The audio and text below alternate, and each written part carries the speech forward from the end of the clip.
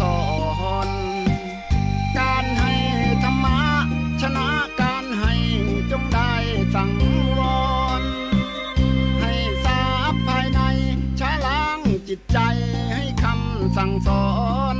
ธรรมะจะช่วยกัดกร่อนนิวรณ์จะได้เบาบางสัพพะทานังธรรมะทานังชินาติได้ฟังคำนี้ท่านทรงบ่ง ชี้หนึ่งไม่มีสอง ให้ทำเป็นทานสารต่อปัญญานำพาแสงส่อง แสงธรรมชี้นำถูกต้อง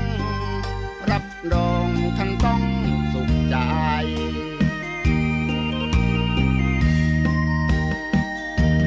โลภโกรธหลงปลงเสียบ้างมาสร้างกุศล อย่าหลงวังวนคิดสร้างกุศลผลบุญยิ่งใหญ่ ร่ำรวยล้นฟ้าจำไว้เถิดว่าไม่ช้าต้องตายศีลธรรมชี้นำสุขใจ ยามตายจะได้หลับตา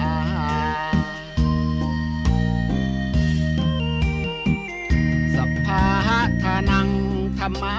ทานังชินาติ ได้ฟังเพลงนี้เชิญเถิดน้องพี่อย่าได้รอช้า ให้ทำเป็นทานสารต่อกุศลผลเวทนา ชาตินี้หรือว่าชาติหน้าเกิดมา